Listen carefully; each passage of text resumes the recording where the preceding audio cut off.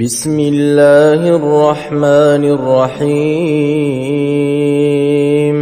سبح لله ما في السماوات وما في الأرض وهو العزيز الحكيم يا أيها الذين آمنوا لم تقولون ما لا تفعلون كبر مقتا عند الله أن تقولوا ما لا تفعلون إن الله يحب الذين يقاتلون في سبيله صفا كأنهم بنيان مرصوص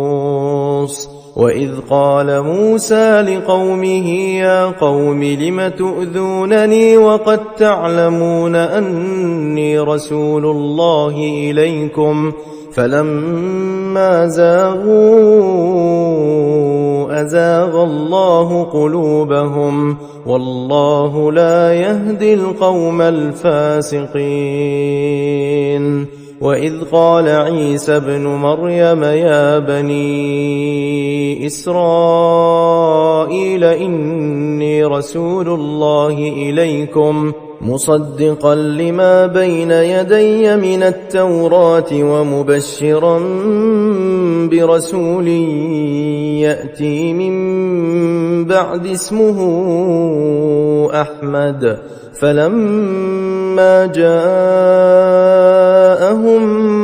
بالبينات قالوا هذا سحر مبين ومن أظلم ممن افترى على الله الكذب وهو يدعى إلى الإسلام والله لا يهدي القوم الظالمين يريدون ليطفئوا نور الله بأفواههم والله متم نوره ولو كره الكافرون هو الذي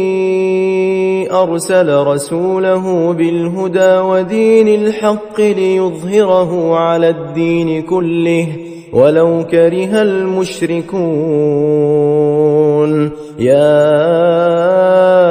أيها الذين آمنوا هل أدلكم على تجارة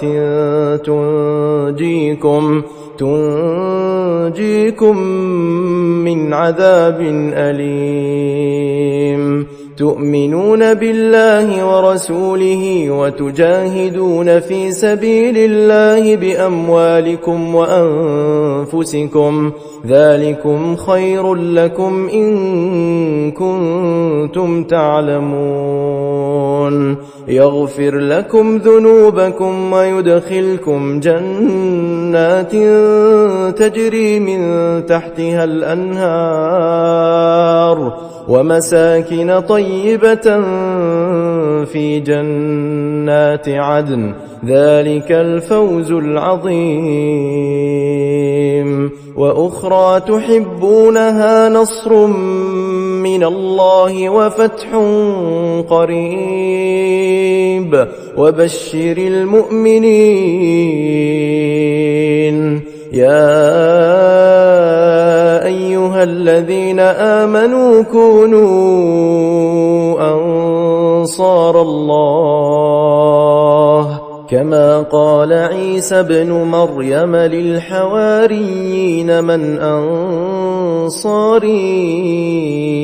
إلى الله قال الحواريون نحن أنصار الله فآمنت طائفة من